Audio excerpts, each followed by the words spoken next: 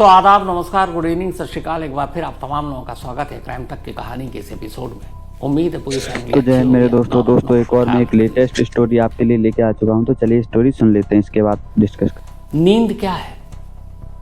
थोड़ी देर की मौत। और मौत क्या है? तमाम उम्र की नींद। जब वो थोड़ी देर के लिए मरता यानी कि नींद में होता, तब उसे लगता कि पता नहीं कहीं ये तमाम उम्र के लिए तो नहीं सो गया। हर बार जब भी उसकी आंखें लगती, वो इसी कश्मकश में, इसी डर के साए में जीती कि पता नहीं अब वो उठ पाएगा कि नहीं उठेगा, पता नहीं उसकी नींद टूट पाएगी कि नहीं टूटेगी। और फिर जब उसकी आंख खुलती, उसका चेहरा खिलता, उसकी जिंदगी में फिर से खुशियां, तमाम उम्मीदें लौट आती। लेकिन ये थोड़ी देर की नींद और तमाम उम्र की नींद के बीच की ये जंग जारी थी और पूरे 6 महीने तक वो इसी जंग के साए तले जीती रही। और फिर एक रोज यूं हुआ कि वो सोया, लेकिन इस बार नींद नहीं थी, थोड़ी देर की मौत नहीं थी, बल्कि मौत थी, क्योंकि वो तमाम उम्र के लिए सो चुका था। ये कहानी 36 साल के विवेक की है और ये कहानी 32 साल की सृजना की है। दोनों हमारे पड़ोसी देश नेपाल के रहने वाले। 19 दिसंबर, 6 दिन पहले एक विवेक की मौत हुई जिसे शायद दुनिया जानती भी नहीं। कुछ लोग जो सोशल मीडिया पर विवेक और सृजना को फॉलो कर रहे थे, बस उन्हीं हजारों लोगों को उनकी कहानियां मालूम थी। लेकिन विवेक की मौत के बाद पूरी दुनिया में इन दोनों की बातें हो रही हैं। लोग आजकल सोशल मीडिया पर पता नहीं क्या क्या डालते हैं, सब कुछ डालते हैं, हर छोटी छोटी चीजें, जिंदगी से जुड़ी हुई हर बात। लेकिन कमाल का ये कपल था जिसने अपनी जिंदगी की सारी खुशियों को अपने दोस्तों के साथ सोशल मीडिया और खास तौर पर इंस्टाग्राम के जरिए शेयर किया। और फिर जब जिंदगी में मुश्किल वक्त आया, जब जिंदगी हाथ से फिसलने लगी, और सबसे बड़ी तकलीफ ये कि मरना तो हर एक को है, जो भी इस दुनिया में आया उसे एक दिन जाना है। लेकिन तकलीफ तब होती है जब एक सामने वाले को पता होता है कि उसके पास कितना वक्त है, कितने वक्त के अंदर वो मर जाएगा और कितने वक्त और उसके पास जिंदगी बची है। और ये कड़वा सच जानने के बावजूद उन दोनों ने एक फैसला किया कि जो भी होगा आने वाले 6 महीनों में, अगले 6 महीनों में, उन 6 महीनों की हर छोटी छोटी चीजें भी वो अपने दोस्तों और दुनिया के साथ शेयर करेंगे। उन्होंने अपने गम, अपनी तकलीफ, अपने दर्द, इन तमाम चीजों को भी एक जीने का जरिया बना लिया और इसके बाद लोगों से शेयर करना शुरू किया, अपने दुख को, अपने गम को।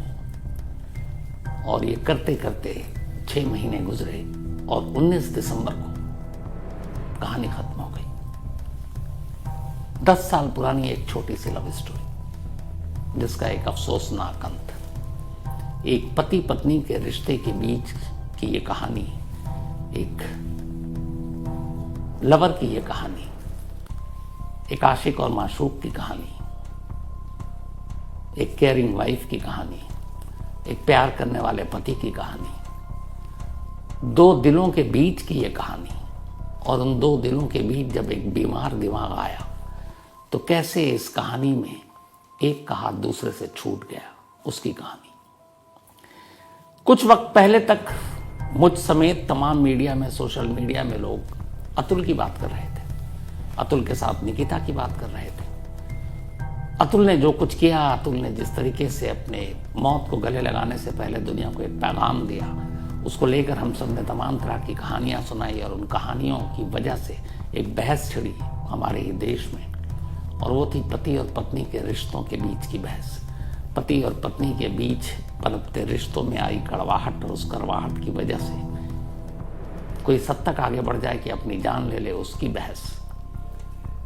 पति को ज्यादा कानून फेवर करता है या पत्नी को ज्यादा, उसकी बहस। और उसी बहस के बीच में बड़ी खामोशी से एक खामोश और उदास स्टोरी आई है विवेक और सृजना की। नेपाल के रहने वाले विवेक और सृजना, नेपाल में एक जगह है, नेपाल एक फुटबॉल प्रेमी देश है। नेपाल की टीम फुटबॉल काफ़ी अच्छा खेलती भी है, कोशिश करती है आगे जाने की। अब क्रिकेट शुरू हुआ वहाँ, तो वहीं एक जगह है धारण नेपाल में, इसे सिटी ऑफ फुटबॉल भी कहते हैं और इसको मिनी ब्राज़ील भी कहते हैं, क्योंकि ब्राज़ील भी फुटबॉल का एक महान देश है। इसी धारण में विवेक का जन्म होता है 1988 में, 1988 में। एक भाई विवेक का, माँ बाप, घर खुशहाल, सब कुछ ठीक ठाक।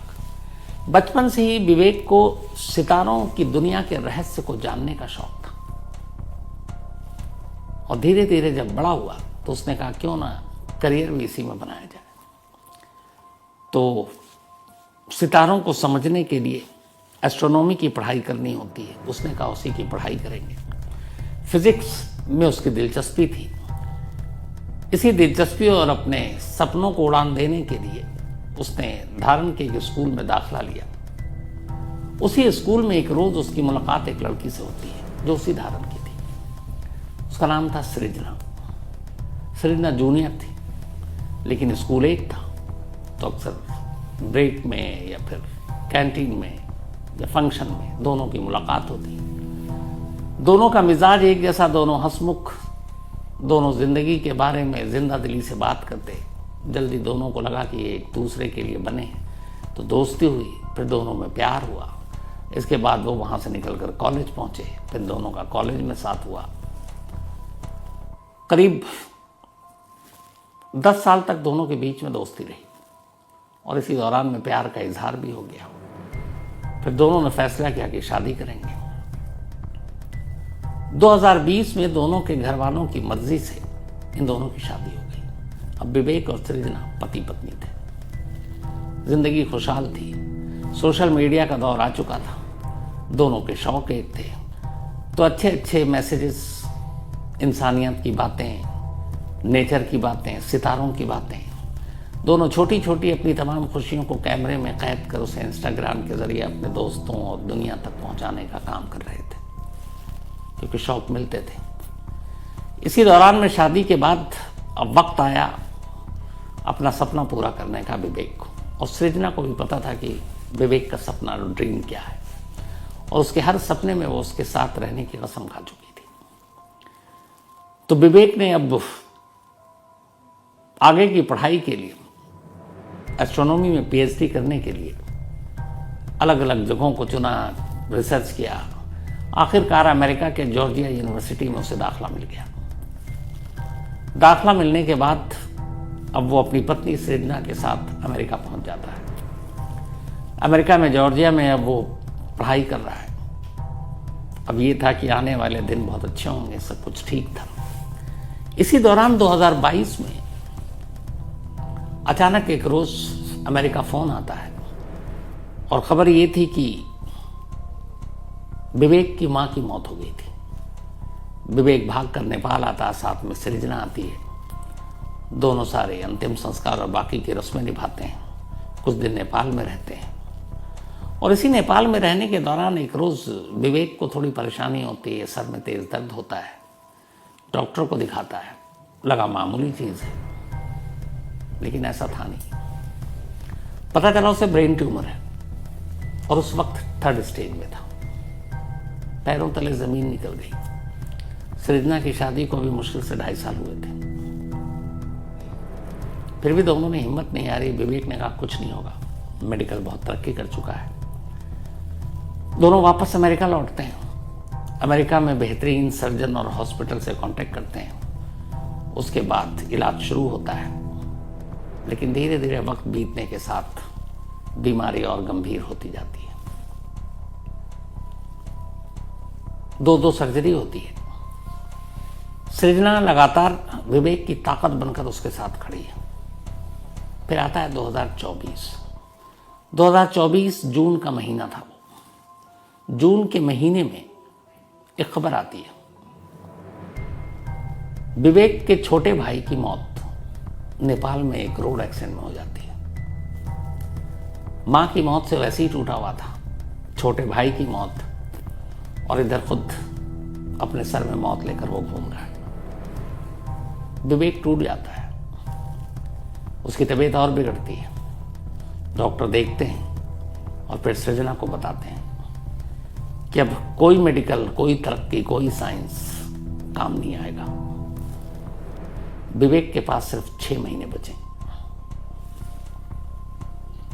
जो उम्मीद थी अमेरिका जैसे देश में वहां के इलाज पर, वो आखिरी उम्मीद टूट जाती है, लेकिन सृजना नहीं हारती। वो कहती है ऐसे कई करिश्मे देख चुकी हूं जब डॉक्टर, तमाम लोग, दुनिया हाथ खड़े कर लेती है, लेकिन ऊपर वाला करिश्मा करता है। उसे लगा कि उसके प्यार में इतनी ताकत है कि वो विवेक को मौत के हाथ से खींच कर ले आएगी। डॉक्टर की बात सुनने के बावजूद सृजना टूटती नहीं है। पिछले 1.5-2 साल से जब से पता चला था, वो लगातार विवेक का सहारा बनी हुई थी, उसे ताकत देती थी। हॉस्पिटल लेकर खुद जाना, जो डॉक्टर कहता वो करना, हर खास मौके पर, चाहे वो एनिवर्सरी हो, चाहे विवेक का बर्थडे हो। अभी लास्ट अगस्त में उसका बर्थडे था, 36वां बर्थडे। उसने उस बर्थडे को भी मनाया, उसे भी कैमरे में कैद किया, तस्वीरें सोशल मीडिया पर डाली, और उसकी हर बीमारी, हर चीज़, डॉक्टर का क्या कहना, वो भी सब शेयर कर रही है। और विवेक भी यही चाहता था, उसकी ख्वाहिश थी कि हर चीज़ दुनिया के साथ बांटो, चाहे खुशी हो या गम। ये सब कुछ चलता रहा। आखिरी 6 महीने डॉक्टर ने दे दिया था। अब इन 6 महीनों में वो जून के बाद अगस्त का महीना आया। दिल में एक उम्मीद थी, लगा डॉक्टर झूठे हैं, अगले साल भी विवेक का बर्थडे मनाएंगे। और इसी उम्मीद और हौसले के साथ उसने बर्थडे मनाया, उसकी तस्वीर शेयर की। लेकिन फिर माँ की मौत का सदमा, भाई की अचानक मौत, इधर खुद की बीमारी, उधर अपनी पत्नी को 24 घंटे यूं परेशान देखना, ये सारी चीजें कहीं ना कहीं विवेक को अंदर ही अंदर तोड़ रही थी। वक्त बीतने के साथ इसका उसके जिस्म पर असर होना शुरू हुआ, लेकिन विवेक को कभी एहसास ना हो, इसके लिए सृजना ने हर वो काम किया जो एक दोस्त, एक प्रेमिका, एक पत्नी कर सकती थी। अथक मेहनत करती, रात रात भर जागती, वक्त पर दवा, घर भी चलाना, उसको भी देखना, हॉस्पिटल भी, हॉस्पिटल से घर आ जाना, तब भी बाकी जिम्मेदारियां भी सब निभा रही थी, लेकिन चेहरे पे शिकन नहीं था। यहां तक कि जब विवेक की बीमारी की वजह से उसके सर के बाल काटने पड़े या नहीं रहे, तो विवेक को सिर्फ ये यकीन दिलाने के लिए कि तुम बिना बाल के भी बहुत अच्छे लगते हो और मैं भी वैसे ही रहूंगी, उसने खुद अपने बाल छोटे कर दिए, सिर्फ विवेक को चेहरे पर हंसी लाने के लिए। एक छोटी सी चीज थी, लेकिन सोचे तो बहुत बड़ी थी। ये सब चलता रहा। उसने अपनी पूरी दुनिया ही कुर्बान कर दी अपने प्यार को बचाने के लिए, लेकिन वक्त बहुत जालिम था। वक्त के आगे कुछ टिकता नहीं है। 19 दिसंबर, यही वो तारीख थी जब सेहत लगातार गिर रही थी। बीच बीच में कई बार विवेक एक थोड़ी देर की मौत मरता, यानी नींद में होता, लेकिन 19 दिसंबर को जब वो सोया तो फिर तमाम उम्र के लिए सो गया। जो एहसास था कि शायद जागेगा, हर दिन ऐसा होता है, 19 दिसंबर को ऐसा हुआ नहीं। और उस दिन के बाद सृजना की ये पूरी लड़ाई खत्म हो गई। लेकिन दोनों पति पत्नी ने और दोनों प्रेमी प्रेमिका ने एक वादा किया था कि वो हर खुशी, हर गम को शेयर करेंगे। तब भी उस वक्त 1-2 लोग थे जो इन सारी चीज़ों को कैमरे में कैद कर रहे थे। वो आखिरी घड़ियाँ, वो आखिरी पल, वो अस्पताल में सृजना का बेहोश होना, वो चीखना, वो उसकी लाशों से गले लगकर रोना, उसकी चीज़ों को छूना, उसके तकिया, उसके बिस्तर, वो सारी चीज़ें कैद थी। जो भी वहाँ आसपास थे जॉर्जिया में उस दिन, उनका भी कलेजा फट गया था। लेकिन मौत को कौन टाल सकता है। अब इसके बाद अंतिम संस्कार की बारी आई। 10 साल पुराना प्यार का रिश्ता, 4 साल पुरानी शादीशुदा जिंदगी का रिश्ता और 2 साल वो जिंदगी और मौत का रिश्ता, आखिरी 6 महीने जो डॉक्टर ने दिया था वो आखिरी 6 महीने का रिश्ता, सब खत्म होने जा रहा था, सब टूटने जा रहा था। लेकिन इसी बीच एक और दिक्कत थी। दिक्कत ये थी कि अपनी सारी चीज़ें, अपनी सारी जमा पूंजी सृजना ने विवेक के इलाज पर खर्च कर दिया था। जो दोस्त थे, कुछ हमदर्द थे, वो मदद कर रहे थे। लेकिन अब आलम ये था कि उसके लास्ट राइट्स के लिए या फिर कंडोलेंस मीटिंग के लिए भी पैसे नहीं थे। अमेरिका जैसे देश में ये काफ़ी खर्चीला होता है, मतलब वहाँ मौत भी खर्चीला है। आपको चाहे अंतिम संस्कार आपको शमशान में करना हो या कब्रिस्तान में, महंगी कीमत होती है। तो कुछ लोग आए, कुछ हमदर्द आए, एक मुहिम चली गो फंड मी, और इस गो फंड मी के जरिए विवेक के लास्ट राइट्स और फिर प्रार्थना सभा के लिए जो खर्चा होना था उसके पैसे जमा किए गए। बहुत सारे लोगों ने मदद की। करीब $18,000 कलेक्ट हुआ और $18,000 से विवेक की अंतिम रस्म सारी चीज़ें पूरी की गई। 19 दिसंबर के बाद आज 6 दिसंबर बीत चुका है। आज क्रिसमस है। पिछले साल जब क्रिसमस था तब विवेक और सृजना ने जो क्रिसमस मनाई, उससे पहले जो मनाया उसकी भी तमाम यादें रिकॉर्ड थी। लेकिन ये पिछले 10 सालों में पहला क्रिसमस है जब इनमें से एक तो है, दूसरा नहीं है। पूरी दुनिया और जितने भी लोग जानते हैं इस कहानी को आज सृजना का नाम ले रहे हैं, तारीफ कर रहे हैं। जानते हैं वजह क्या है? वजह यह है कि एक शख्स, क्योंकि हम सब जानते हैं मौत तो लाजमी आना है, लेकिन हर जगह से दरवाजा बंद हो जाए, डॉक्टर भी ना कर दे, और वो अपनी पूरी ताकत से, अपनी पूरी इबादत के साथ उसे बचाने के लिए, उसके चेहरे पर खुशी लाने के लिए, उसे एक नई उम्मीद, नया हौसला दिलाने के लिए उसके साथ खड़ी हो, लगातार खड़ी हो। यहीं पे जो लोग अतुल और जो उसकी वाइफ की बातें कर रहे हैं और उसके बाद जो पति पत्नी के रिश्तों को लेकर बातें आ रही थी, ये एक कहानी समाज को उसका जवाब है। पूरी क्राइम तक फैमिली के साथ मैं ये दुआ करता हूं कि विवेक तो नहीं रहा, उसकी आत्मा को ऊपर वाला शांति दे, लेकिन सृजना ने जो किया उसकी बाकी की जिंदगी अच्छी गुजरे, यादें उसके साथ रहें, लेकिन अब उसे कोई तकलीफ ना हो, यही दुआ है। तो कहानी में आज इतना ही, बल्कि तो गाइस, आज की दुनिया में ऐसी लड़कियां होना मुश्किल नहीं है, लेकिन उनको पहचान पाना ही मुश्किल है। होती हैं आज की दुनिया में भी ऐसी अच्छी लड़कियां होती हैं, और यही कामना करूंगा कि भगवान उसको खुश रखे। और अब कभी लड़कियां खराब होती हैं तो लड़के भी खराब होते हैं, ऐसी बात नहीं है। तो लेकिन ये मिसाल उसकी मुझे बहुत अच्छी लगी गाइस। और आपको कैसी लगी ये कहानी में? एक लाइक तो बनता है। तो चलिए मिलते हैं नेक्स्ट स्टोरी में। तब तक के लिए जय हिंद मेरे दोस्तों।